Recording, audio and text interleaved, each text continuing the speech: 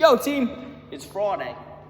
What we have is 15-minute AMRAP, okay, so as many rounds as possible in a 15-minute window.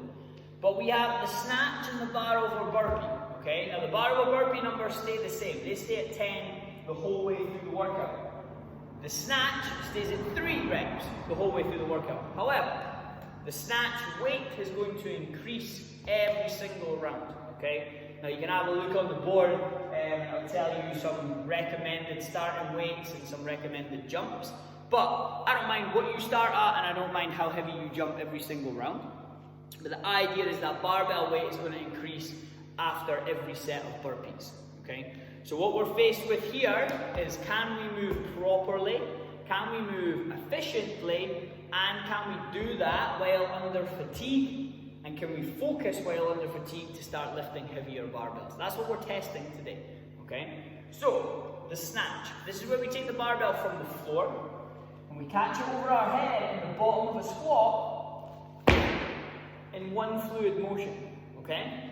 So, what we're going to look at here is if we can sit all the way to the bottom. I'd rather you did that with lighter weights. That might mean you just stick at the same bar for a few rounds. Once you know, wait a minute, I can't go any heavier and still move as well. That's fine.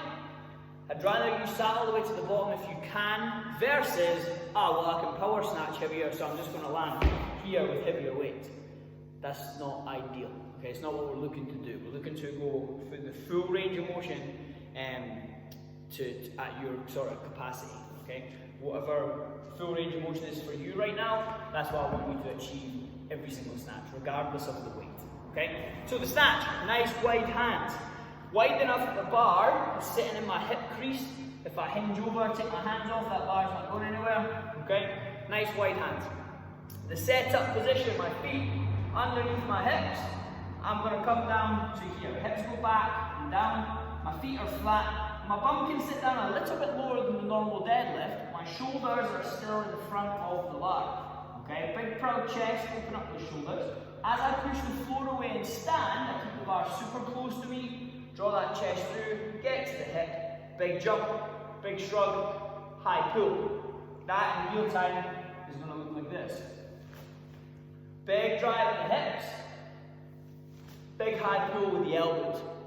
Now at that point, all I have to do is turn that bar over and punch at the same time as I move my feet into my squat stance and then I sit down into the bottom of my overhead squat. Okay, so real time, that's going to look like this. And then stand. Now, if you've never done the snatch before, let's land a little bit higher first. So forget about the squat, focus on that turnover, the big jump, the pull, the punch. My legs stay straight, I've caught that bar over my head with straight arms. The barbell is hovering just above the crown of my head. Now if we're comfortable with that, the big jump, the shrug, the punch, legs straight, then we can start sending those hips back and down and landing in a high squat. So if we go power snatch, that's going to look like this. All the steps are the same, but this time I've landed in a quarter of a squat. We can land halfway in the squat, or we can land all the way at the bottom of that squat. So we're taking the bar from the floor, catching it over our head in one fluid motion, okay? Ideally, we're sitting below parallel in our squat, but I want you guys to move to your maximum range of motion. Now that's going to dictate the weight. Okay, I don't want to see anyone going heavier and just doing power snatches because they know they can power snatch heavier than they can squat. No, let's not do that. Okay, you're designed to go full range of motion. You're designed to go from A to B. Let's make sure we're putting the steps in place to be able to achieve that. Okay, so the workout, we have 15 minutes, 3 snatches. Boom, control that bar, back to the floor. Boom, for 3, and then we have the bar over burpee. So we can do this side on to the barbell. It's chest to the floor.